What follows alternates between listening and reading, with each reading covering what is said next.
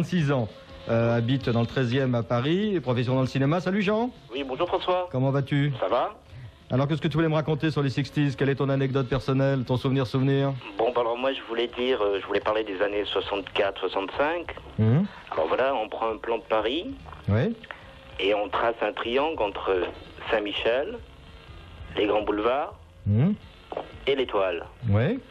Bon, on laisse tomber Saint-Michel, on laisse tomber les grands boulevards. Alors où veux-tu en venir? Et on atterrit à l'Étoile. Ah d'accord. Voilà, alors l'Étoile, c'est quoi? C'est le drugstore. Le nouveau drugstore de Marcel Bleustein-Blanchet, oui. Enfin, c'est l'ancien drugstore. Ah oui, l'ancien, parce qu'il a brûlé depuis. Non, mais à l'époque, on est dans l'époque, là. C'est oui. nouveau.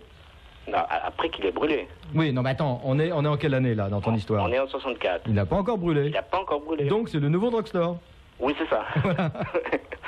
Et disons, alors j'ai appelé surtout pour parler d'une boîte qui existait sur les Champs-Élysées qui s'appelait le Relais de Chaillot. Ah, le Relais de Chaillot, j'ai bien connu le Relais de Chaillot, comme disait Jacques Martin. C'est là où il y a une église.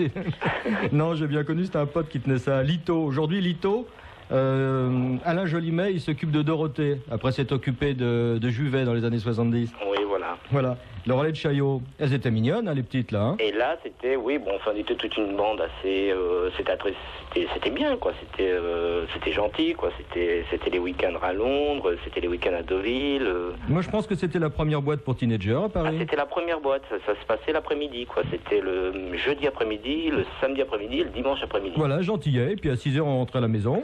Oui, on rentrait à la maison. Enfin, certains rentraient à la maison. Oui, des fois, on avait des adresses de boom, quand même. Et le soir, on allait dans les booms. T'as pas une adresse pour ce soir? Pour ce soir? Oui, oui. C'était ça. C'était Neuilly, c'était Boulogne, c'était... Mais c'était pas méchant. Hein. C'était... Ce qui comptait, c'était la musique et les sapes, je crois, hein, à l'époque. Le twist? Pas tellement. Non? Non, on était plus rock. Hein. En 64-65? On n'était pas tellement twist. On twist. était Stones en 64-65. Mais disons qu'on était twist, mais on ne dansait pas, quoi. Oui. Alors, ce qui était intéressant dans cette boîte, c'est qu'il y avait des bons disques, hein, parce que c'était très difficile de trouver des bons disques alors, en fait, voilà dans Paris. Ce qui se passait, ce que j'expliquais à Chantal. Dans cette boîte... Ah bah si tu as tout expliqué à Chantal d'avance, alors on peut en passer. Dans cette boîte, il y avait un disc jockey, qu'on n'appelait pas un disc jockey, qu'on appelait un disqueur. Bien sûr.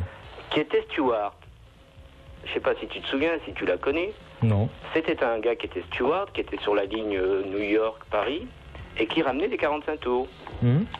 Et ce fameux Stewart était un ami de, je ne sais pas si c'était de Daniel Philippaki ou de Franck Teno. Ouais, c'était un peu la même chose à l'époque. C'était la même famille, quoi. Et il se passait ces 45 tours. Et je crois que ça a été un des premiers à avoir importé le premier 45 tours de Trini Lopez. Voilà, il y avait un échange entre l'émission Salut les copains et le disquaire de cette boîte, hein, c'est ça. Et sur Paris, on pouvait trouver deux disques, c'est-à-dire celui qui était chez Franck Teno et celui qui était au Relais de Chaillot. Merci pour tes souvenirs, Jean. Ok. C'est de l'ethnologie, ça, hein? Oh oui. On reste dans les 60s, à bientôt. Mais j'ai plein de trucs, hein. Oh bah, à la prochaine. Hein. On se rappelle, hein. Ok. Version anglaise, version française, Marie Laforêt après le Dave Clark 5.